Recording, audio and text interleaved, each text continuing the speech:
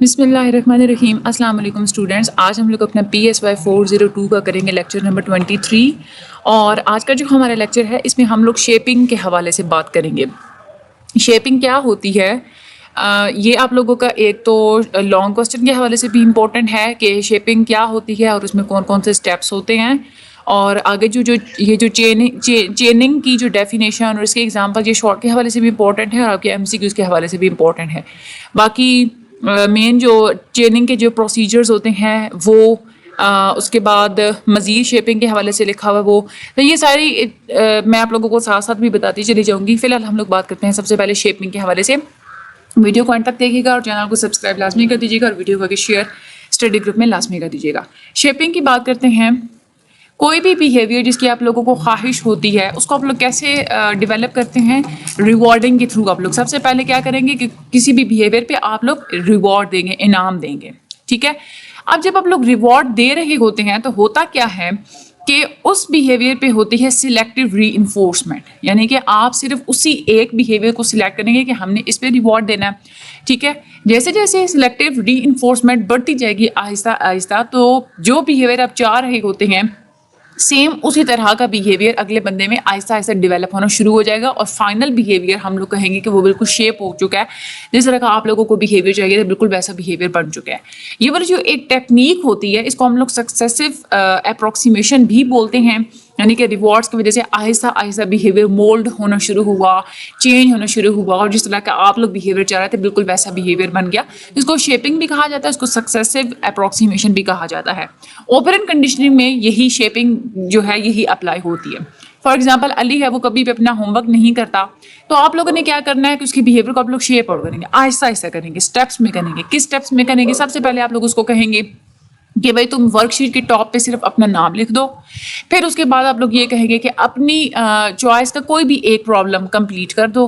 پھر آپ لوگ یہ کہیں گے اپنی چوائس کی کوئی بھی 5 پرابلمس تم کمپلیٹ کر دو. پھر آپ لوگ یہ کہیں گے کہ یا تو آڈ نمبر آف پرابلم سارے سالو کر دو یا تم سارے ایون نمبر آف پرابلمس کو سالو کر دو.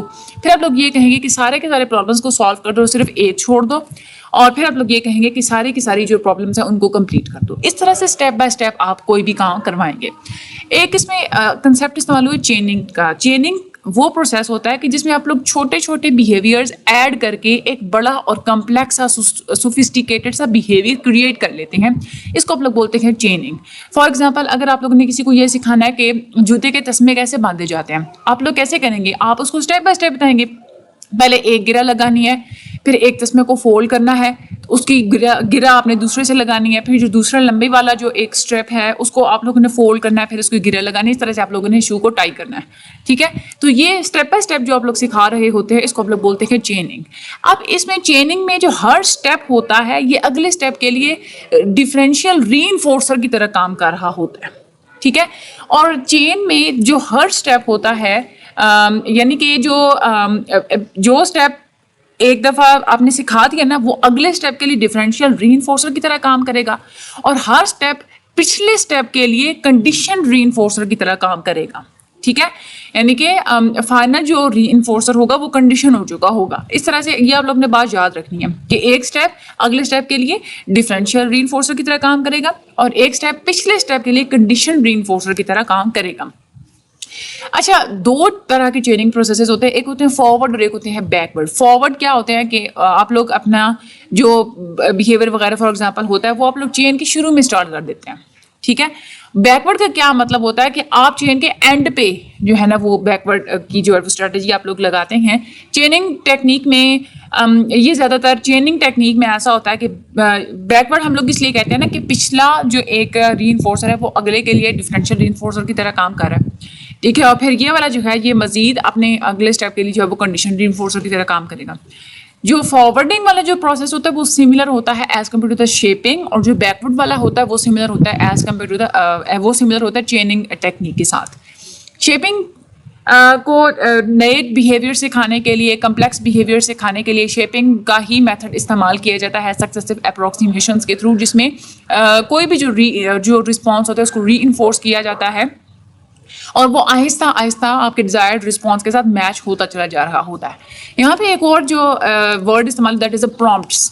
اور اس کے بعد ہے فیڈنگ. یہ دونوں آپ کے شارٹ کے حوالے سے اور ایم سی کیوز کے حوالے سے بہت انپورٹنٹ ہے. پرومپٹس کا کیا مطلب ہوتا ہے؟ وہ والے ایونٹس جو کہ ہیلپ آؤٹ کرتے ہیں کسی بھی رسپانس کو شروع کرنے میں, اس کو ہم لوگ بولتے ہیں پرومپٹس. ٹھیک ہے, یعنی کہ اسی کی وجہ سے ہی کوئی رسپانس ہوتا ہے اور پھر آپ لوگ اس کو ری انفورس کرواتے ہیں. اب پرومپٹس آپ لوگ کیسے کسی بھی طرح سے دے سکتے ہیں, کسی کو انسٹرکشن دے سکتے ہیں رسپانس شروع کروانے میں, انیشیٹ کروانے میں. آپ اشارہ کر سکتے ہیں, فزیکل گائیڈنس دے سکتے ہیں, آپ پلان ویژول کیوز کا آپ لوگ استعمال کر سکتے ہیں. ماڈلنگ یعنی کہ آپ یہ کسی کو کہہ سکتے ہیں جیسے جیسے میں کر رہا ہوں ویسے ویسے تم کرتے جاؤ. تو یہ ہوتے ہیں پرومپٹس. ایک ہوتا ہے فیڈنگ. فیڈنگ کا مطلب کیا ہوتا ہے کہ آپ لوگ آہستہ آہستہ پرومپٹ کو ختم کرنا شروع کر دیتے ہیں. آپ لوگ ان کو ہٹانا, پرومپٹس کو آپ لوگ ہٹانا شروع کر دیتے ہیں. ٹھیک ہے, یا پھر آپ لوگ ان پرومپٹس کو اگر پریزنٹ کریں گے تو پہلے سے کم تعداد میں آپ لوگ پریزنٹ کریں گے, یا تو آپ لوگ اس کی شدت کو کم کرتے چلے جائیں گے, یا پھر آپ لوگ پرومپٹ کو اس طرح سے ماڈیفائی کریں گے کہ وہ وقت گزرنے کے ساتھ ساتھ نیچرل لگنا شروع ہو جائے.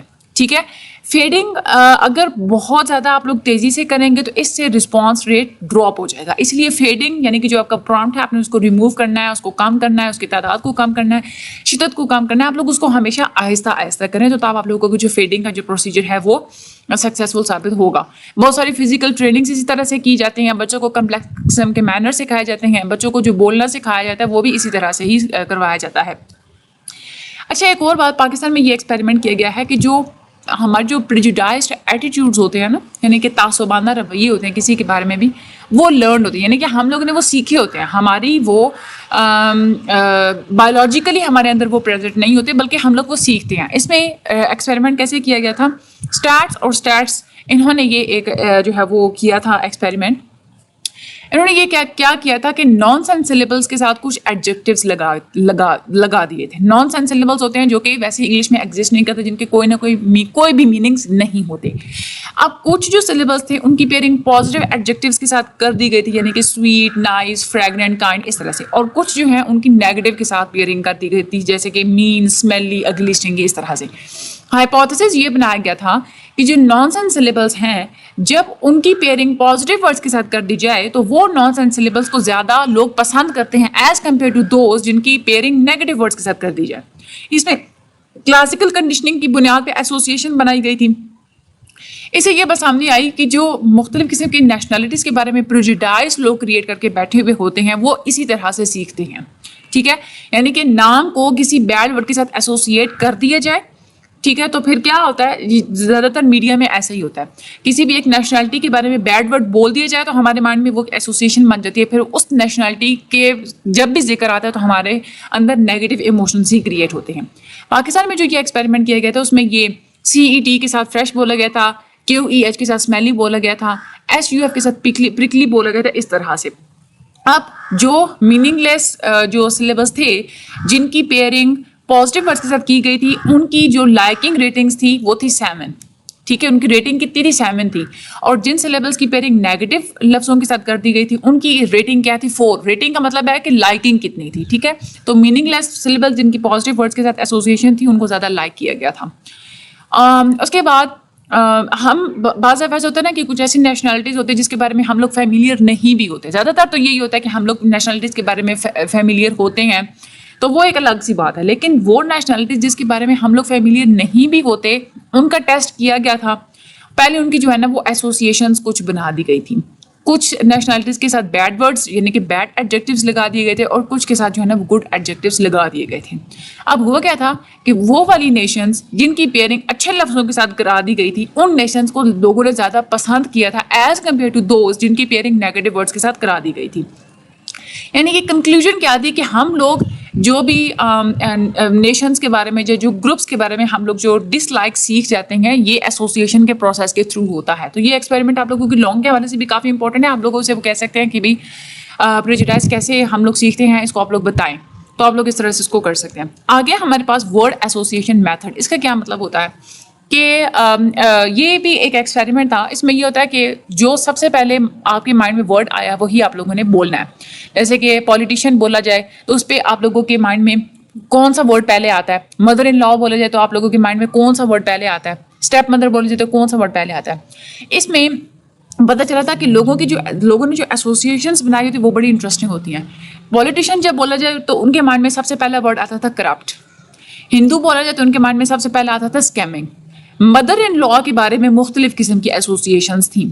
کچھ کے مائنڈ میں مانسٹر کا لفظ آ جاتا تھا, کچھ کے مائنڈ میں جو ہے وہ فرینڈ کا ورڈ آ جاتا تھا. اس طرح سے اسٹیپ مدر کے بارے میں بھی مختلف قسم کی ایسوسیشنس تھیں, جس طرح سے ان لوگوں کے ساتھ دوسروں نے بیہیو کیا ہوتا ہے اس کی بنیاد پہ. اب لرننگ کے بارے میں یہاں سے پتہ یہ چلا آئے گا کہ کچھ بایولوجیکل کنسٹرینٹس بھی ہوتی ہیں. بایولوجی بھی ہماری میٹر کرتی ہے, ہماری جینیٹک انہیریٹنس بھی بہت زیادہ میٹر کرتی ہے. کنڈیشننگ کی کچھ ایگزامپل سے یہ بات سامنے آئی تھی کہ اسٹیمولس اور بیہیویئر کے درمیان جو ریلیشن شپ پایا جاتا ہے, اس کے علاوہ بھی کچھ ایسے آرگینزمس ہوتے ہیں جو اسٹیمولس کی طرف اپنی جینیٹکس کے بیس پہ زیادہ ریئیکٹ کرتے ہیں. ٹھیک ہے, کیونکہ اینیملس کے اندر انکوڈ ہوئی ہوتی ہے چیز ان کے اپنی جینیٹک انہیریٹنس کے اندر.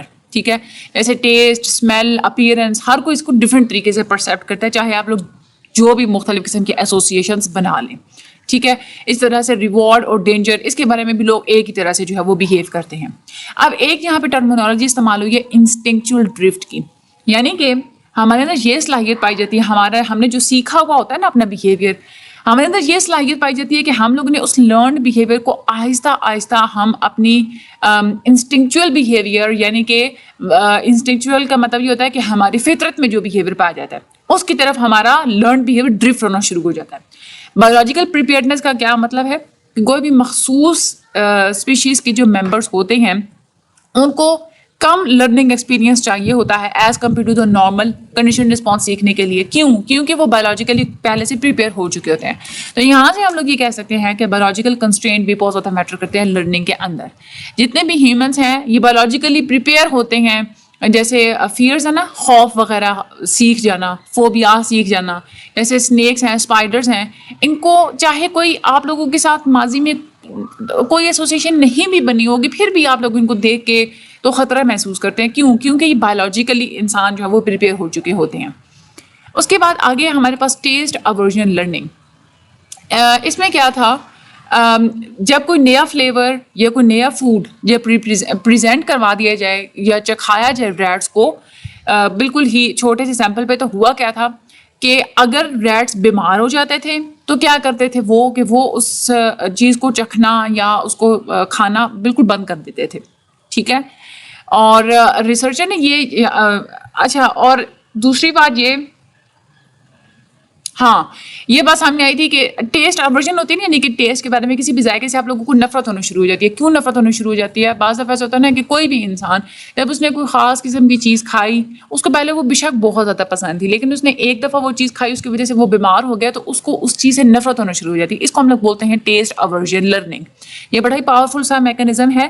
ہمارے اندر یہ جینیٹیکلی ہمارے اندر یہ کیپیسٹی ہوتی ہے کہ ہم لوگ خود سیکھ جاتے ہیں کہ کون سا کھانا جو ہے وہ سیف ہے اور کون سا کھانا زہریلا ہوگا. ٹیسٹ اورژن کیسے کی ہوتی کیسے ہے کہ اس میں صرف ایک پیئرنگ ہوتی ہے, کنڈیشن جو اسٹیمولس ہوتا ہے, یعنی کہ کوئی نیا فلیور اگر آپ لوگوں کو ملا وہ اور اس کے جو افیکٹس آپ کو کس طرح کے ملے, دونوں میں آپ لوگ ایک پیئرنگ کر دیتے ہیں. ٹیسٹ کو پسند بھی آپ لوگ اسی طرح سے کرتے ہیں, آپ لوگ پیئرنگ کر لیتے ہیں کہ بھائی یہ والا کھانا تھا, اس کا ٹیسٹ اچھا لگا, آپ لوگوں کو سیٹسفیکشن زیادہ ملی, تو آپ لوگ وہ دوبارہ سے وہ چیز کھائیں گے. تو یہ ٹیسٹ اورژن ہوتی ہے. آگے ہمارے پاس ان بورن بائیز. گارشیا اینڈ کالنگز نے اسٹڈی کی تھی. انہوں نے یہ کہا تھا کہ جو ریٹس ہوتے ہیں, جو چوہے ہوتے ہیں, ان کے اندر ان بورن بائیز پائی جاتی ہے کہ وہ مختلف قسم کے آؤٹ کمز کے ساتھ خود ہی مختلف قسم کی کیوز کو ایسوسیٹ کر لیتے ہیں. سیچورین فلیور واٹر کو اوائڈ کرتے تھے ریٹس, جب اس کی وجہ سے ان کو بیماری جب وہ پریڈکٹ کرتے تھے, اور ایون کہ ان کو شوق نہیں بھی دیا گیا تھا. اسی طرح سے جو برائٹ سا اور جو نوائزی واٹر ہوتا ہے اس کو ریٹ تب اوائڈ کرتے ہیں جب ان کے ساتھ شوق دے دیا جائے, چاہے وہ جو ہے وہ بیماری کاز کرتا ہو یا نہ کرتا ہو. یعنی کہ یہ نا, اب سیچورین فلیور کو تب ان سے نفرت وہ تب کرتے تھے جب اس کی وجہ سے, کیونکہ ان کو پتا تھا کہ وہ پریڈکٹ کرتے تھے کہ اس سے ہم لوگ بیمار ہو جائیں گے. ٹھیک ہے, اور برائٹ نوائزی جو واٹر ہے اس کو وہ تب اوائڈ کرتے تھے جب ان کو پتا ہوتا کہ اس کے ساتھ ہمیں شوق ملے گا. ٹھیک ہے, یعنی کہ ایک میں وہ شوق کو اگنور کر رہے تھے اور دوسرے میں وہ بیماری کو اگنور کر رہے تھے. جو ٹھنڈے پانی کے بارے میں بھی کیٹس کے اندر وہ اورژن جو ہے نا وہ کنڈیشن ہو گئی تھی. کیسے کنڈیشن ہو گئی تھی, کیسے وہ پروڈیوس ہو گئی تھی؟ شروع میں جو چوہے تھے وہ ٹھنڈے پانی کو پریفر کرتے تھے. ٹھیک ہے, اور پھر کیا ہوا کہ جب ان کو ناؤزیا اسٹارٹ ہو گیا ٹھنڈے پانی سے, ٹھیک ہے. تو نہیں, ٹھنڈا پانی ان کو پلانے کے بعد ان کے اندر نوزے کو انڈیوس کروایا گیا تھا. تو انہوں نے چوہوں نے کیا سمجھا کہ ٹھنڈا پانی پینے سے ہمیں جو ہے نا وہ نوزے ہو گئے, تو وہ کیا کرتے تھے, ٹھنڈے پانی کو اوائڈ کرنا شروع کر دیتے تھے اور پھر وہ گرم پانی کو جسٹ وہ پیتے تھے. ریسرچرز نے یہاں پہ کیا کیا کہ سیچرین کا نیا فلیور بھی یہاں پہ انٹروڈیوس کروایا. آپ پانی پینے کے, اب وہ والا پانی جو کہ ٹھنڈا بھی تھا اور میٹھا بھی تھا, اس کی وجہ سے ان کے اندر اورژن پیدا ہو گئی. ٹھیک ہے, وہ یہ یعنی کہ وہ بیمار ہو گئے, ٹھنڈا اور میٹھا دونوں طرح کا جو پانی تھا وہ پینے کے بعد وہ بیمار ہو گئے. ٹھیک ہے, تو اس کے بعد بھی وہ کیا کرتے تھے کہ دونوں ہی جو ٹھنڈا پانی ہوتا تھا اور جو سیچرین والا جو گرم پانی ہوتا تھا دونوں کو وہ اوائڈ کرنا شروع کر دیتے تھے. پہلے تو وہ گرم پانی پی رہے تھے نا, لیکن پھر کیا کیا کہ جب ان کو ٹھنڈا اور ساتھ میں سیچرین والا پانی جب ان کو دیا گیا, تو جب وہی سیچرین جب بعد میں وارم واٹر میں دی گئی تب بھی وہ اس وارم واٹر کو بھی انہوں نے اوائڈ کرنا شروع کر دیا تھا. اچھا, یہاں پہ آگے انہوں نے کلاسیکل اور اوپرنٹ کنڈیشننگ کے تھوڑا سا کمپیئر کیا. This is very important for your long question also. آپ سے وہ ڈفرینسز بھی پوچھ سکتے ہیں, آپ سے سملیرٹیز بھی پوچھ سکتے ہیں. دونوں کی جو کلاسیکل اور اوپرنٹ کنڈیشننگ ہے دونوں کا تعلق ہوتا ہے کہ اس میں ایسوسیشن کا پروسیس ہی استعمال ہوتا ہے, لیکن ایسوسیشن دونوں میں تھوڑی ڈفرینٹ طرح کی ہوتی ہے. دو چیزوں کے درمیان جو ایسوسیشن ہو رہی ہوتی ہے وہ دونوں میں ڈفرینٹ ہوتی ہے. ایک میں جو ہے وہ سٹیمولس اور رسپانس میں ہوتی ہے, اور ایک میں جو ہے وہ سٹیمولس میں اور اس کی افیکٹس میں ہوتی ہے, یعنی کہ جو انوائرمنٹ میں چینجز ہوتی ہیں اس میں ہوتی ہے. یہاں پہ انہوں نے مزید جو ہے وہ کمپیئر بھی کیا ہوا ہے. کلاسیکل کنڈیشننگ میں جو رسپانس ہوتا ہے وہ انوالنٹری ہوتا ہے اور آٹومیٹک ہوتا ہے, اور جو اوپرنٹ کنڈیشننگ ہوتی ہے اس میں والنٹری ہوتا ہے.